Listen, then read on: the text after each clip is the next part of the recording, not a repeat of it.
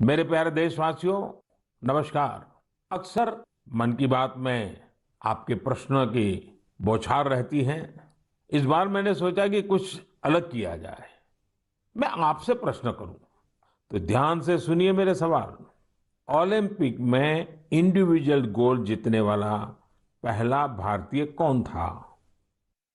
Olympic के कौन से खेल में भारत ने अब तक सबसे ज्यादा मेडल जीते हैं?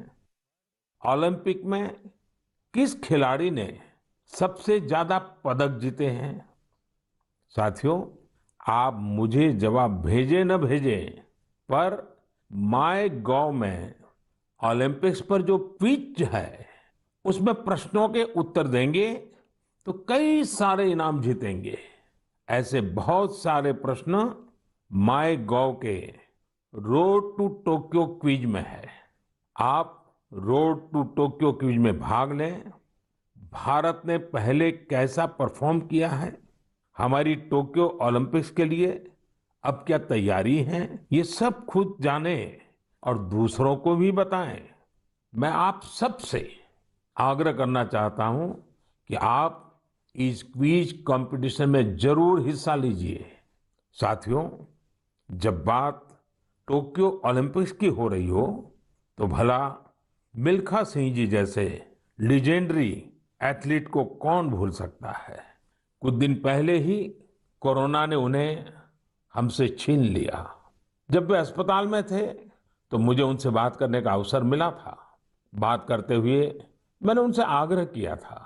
मैंने कहा था कि आपने तो 1964 में टोक्यो ओलंपिक्स में भारत का प्रतिनिधित्व किया था, इसलिए इस बार जब हमारे खिलाड़ी ओलंपिक्स के लिए टोक्यो जा रहे हैं तो आपको हमारे एथलीट्स का मनोबल बढ़ाना है, उन्हें अपने संदेश से प्रेरित करना है।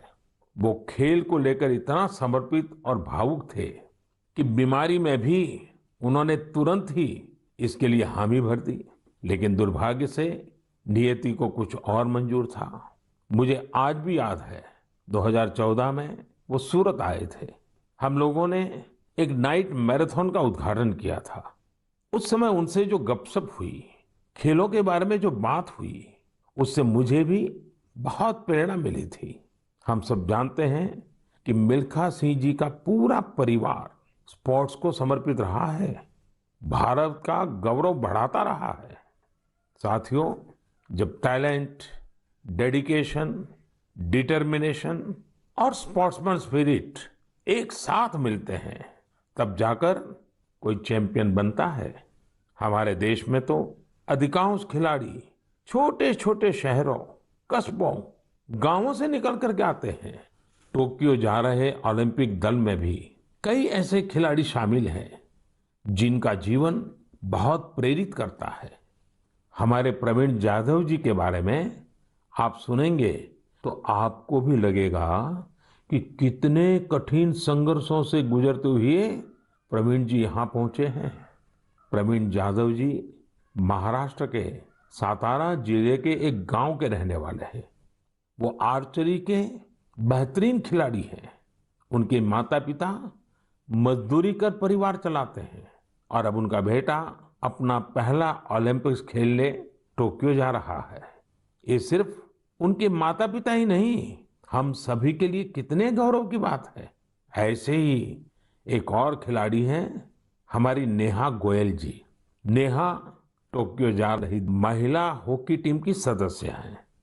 उनकी माँ और बहनें साइकिल की फैक्ट्री में काम करके परिवार का खर्च जुटाती हैं। नेहा की तरह ही दीपिका कुमारी जी के जीवन का सफर भी उतार चढ़ाव भरा रहा है। दीपिका के पिता ऑटो रिक्शा चलाते हैं और उनकी माँ नर्स हैं। और अब देखिए, दीपिका अब टोक्यो ओलंपिक्स में भारत की तरफ से एकमात्र महिला तीरंदाज है। कभी विश्व की नंबर 1 तीरंदाज रही दीपिका के साथ हम सबकी शुभकामना है। साथियों, जीवन में हम जहां भी पहुंचते हैं, जितनी भी ऊंचाई प्राप्त करते हैं, जमीन से ये जुड़ाव हमेशा हमें अपनी जड़ों से बांधे रखता है। संघर्ष के दिनों के बाद मिली सफलता का आनंद भी कुछ और ही होता है। टोक्यो जा रहे हमारे खिलाड़ियों ने बचपन में साधनों संसाधनों की हर कमी का सामना किया, लेकिन वो डटे रहे, जुटे रहे। उत्तर प्रदेश के मुजफ्फरनगर की प्रियंका गोस्वामी जी का जीवन भी बहुत सीख देता है। प्रियंका के पिता बस कंडक्टर है। बचपन में प्रियंका को वो बैग बहुत पसंद था जो मेडल पाने वाली खिलाड़ियों को मिलता है। इसी आकर्षण में उन्होंने पहली बार रेस वॉकिंग प्रतियोगिता में हिस्सा लिया था। अब आज वो इसकी बड़ी चैंपियन है।